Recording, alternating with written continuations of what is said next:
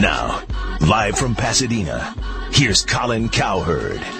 All right, welcome back. It's great to be here. Let me tell you a little story about Kobe Bryant. About a year ago, we do the Jimmy V Foundation in July. And we had Kobe Bryant on during the show, and he's always been very giving. When our show was over, Kobe called off the air. He didn't want to be talked about and gave us another $10,000. I don't know of another pro athlete that has ever done anything like that. He has always been friendly to us and friendly to the NBA. He's the best player in the league, in my opinion, has been for about a decade. Kobe Bryant joining us. Kobe, how are things? You guys practicing this morning? You lost to the Clippers last night. I'm sure Phil Jackson's not in a great mood this morning. Nah, nor am I, man. We need to get our butt out there on the practice course. You know, Ron Artest is, everybody agrees that Ron Artest is a great basketball player. He's a little kooky. Can you and Ron Artest have like a normal conversation, like what'd you have for breakfast, or what is he like? Yeah.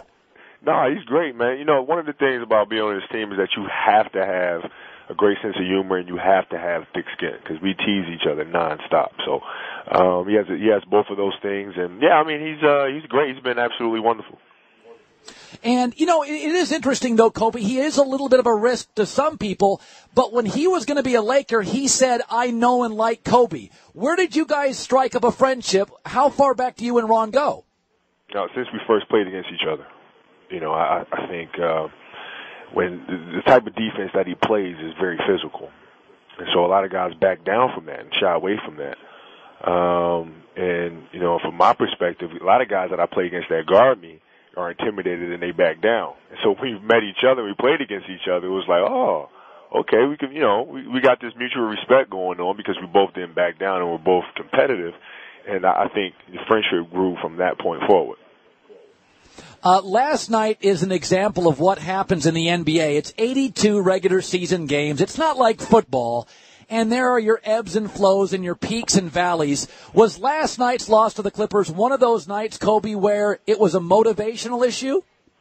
Well, now, you know, I think at the start of the game, we just didn't come out with the right energy. Or we came out with the right energy, the Clippers came out with more. I think they were more motivated to, you know, in this losing streak that they had, you know, against us. And, you know, we caught up in the ball game. And by the time we caught up, they made big plays and we didn't. And wound up winning the game.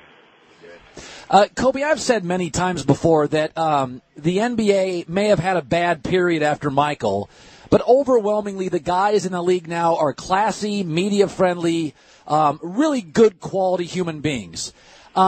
Unfortunately, there have been times when the image of the NBA has not been great.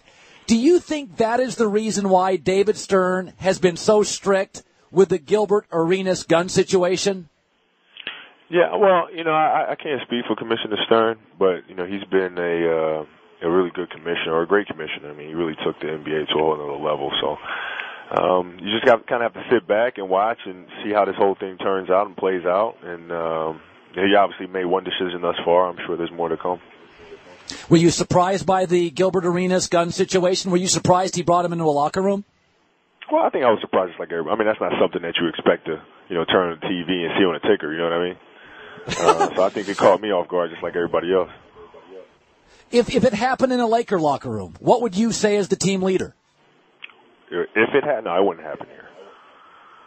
It wouldn't happen. You just don't, it wouldn't happen there? No. You know, Kobe, when you're NBA champions, the question is always, do the Lakers have the intensity to repeat? Because in this league, it's hard to repeat. The teams are good. How do you fight that you are the best player in the league and you were the best team last year? I just keep driving them. Just keep driving them. Just keep pushing them. Keep challenging them. I think that the biggest issue that teams face in winning back-to-back is not motivation. I think that the first step to that is injuries. I think that's the first step because then you have injuries and then you have to kind of battle back to get yourself back in condition to play. And a lot of times that's when the lack of motivation kicks in. Because it's okay, you know, we already done this, and I'm coming back from a serious injury. Do I really want to push myself to get to the next level to win? So I think injury is really the main thing. So you have to have a little bit of luck in that regard. Kobe, if you look at your career, you've got a lot of years on your legs. You went straight from high school to the NBA. Many suspect you are reaching a point where there's going to be pretty soon here, some gradual erosion. When you get up in the morning, Kobe, do you feel right now athletically you are at your peak or starting to move slightly past it? No, I'm starting to move. Yeah, I mean, I'm not going to, take off from the free throw line and windmill on somebody like I used to. I mean, that's just not going to happen. But do I wake up in the morning like, having to stretch and all sort of stuff, before I even take a step out of bed? No, I feel absolutely fine. I feel great, healthy, aside from the finger. Other than that, I feel pretty good. And, but yeah, I'm not like windmilling over 5 guys or anything like that.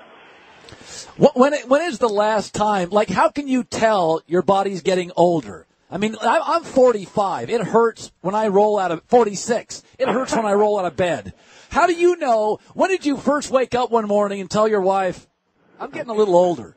I'm not sure. I tell you what, when I'm 46, I'll be happy if I can just roll, period. I'll be happy with that. But, I think it's, I can't really point to a definitive time. I think when I was younger, I used to be able to just eat whatever I wanted to and just go out and play. Now at 30, 31 years old, at that point in time, I kind of said, let me smarten up a little bit. Let me kind of watch what I'm doing here, just because I felt like it was the right time to do it. But I can't point to like one signature moment that said, man, you're getting up there. Yeah. How concerned are you with Pau Gasol's recent injury? He started the year injured. He's injured again. How concerned should we be? I'm not really sure. It's a different hamstring than the first one. If it had been the playoffs, he'd probably play. So I'm not terribly concerned about it. Yeah. You're a Southern California. You grew up in Italy, high school basketball, East Coast. Now you really are Southern California. You're very chill. You're very laid back, easy to deal with. Yeah, I'm California. When you have, yes, you've been Californiaized. Like, will you watch the Rose Bowl tonight? Or do you watch the Dodgers? I mean, how much of the Southern California sports culture do you take in? No, I follow them as much as I can. It's entertainment. I mean, it's fun to pull for your neighbors. It's a pretty close circle here, so we all kind of know each other. So we pull for each other. Like, I didn't go to college, obviously, but as far as football goes, I've kind of adopted USC as my school of preference. So I follow them quite a bit as well. Kobe Bryant, always been great to our show. Lakers coming off a tough loss. Are you guys practicing right now? No, we're about to. I'm just sitting here. We got to stretch after this and then hit the floor and get ready to roll. Thanks, Kobe. No, you got it, Colin.